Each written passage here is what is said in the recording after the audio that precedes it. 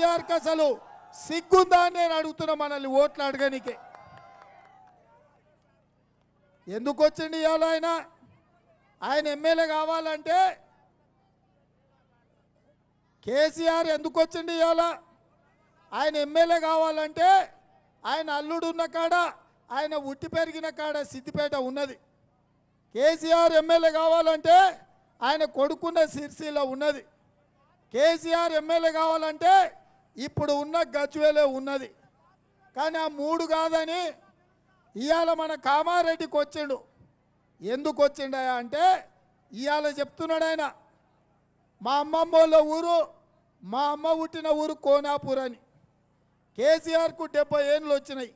ఎన్నడన్నా 40 ఏళ్ళ నుంచి ఎమ్మెల్యేగా ఉన్నాడు, రాష్ట్రంలో మంత్రిగా ఉన్నాడు, ఎంపీగా ఉన్నాడు, కేంద్రంలో మంత్రిగా ఉన్నాడు, ముఖ్యమంత్రి అయి 10 ఏళ్ళు అయింది.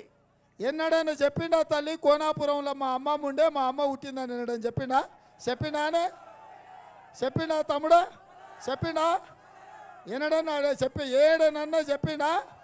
ఇవాళ మాత్రం మన ఓట్లు అక్కర పడంగానే కోనాపురం గుర్తొచ్చింది, అమ్మమ్మ ఇల్లు గుర్తొచ్చింది, అమ్మ పుట్టిన ఇల్లు కూడా గుర్తొచ్చింది. వెనకటికి ఎవడో కేసీఆర్ మాసరోడు అంట అమ్మ ఇంటి గొప్పతనాలు మేనమామకే చెప్పిండంట. మా అమ్మ పుట్టినప్పుడు అట్లుండే, మా అమ్మ పుట్టినప్పుడు ఇట్లుండే. మేనమామ ఎవడే? అమ్మకు తమ్ముడే కదా.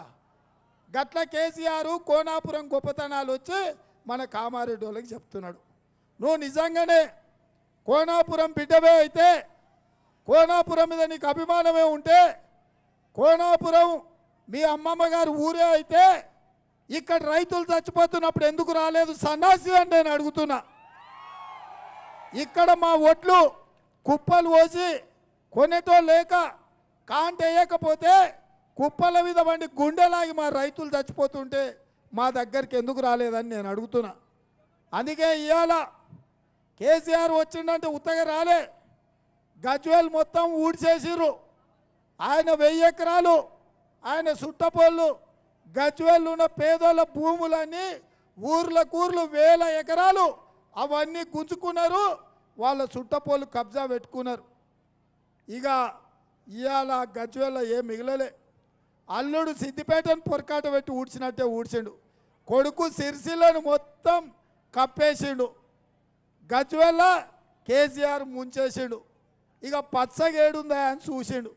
చూస్తే ఈ చుట్టుముట్టు హెలికాప్టర్లు పోయేటప్పుడు కామారెడ్డి పచ్చగా కనిపించింది, పైనుంచి కిందికి చూసిండు. ఇక కేసీఆర్ ఆలోచన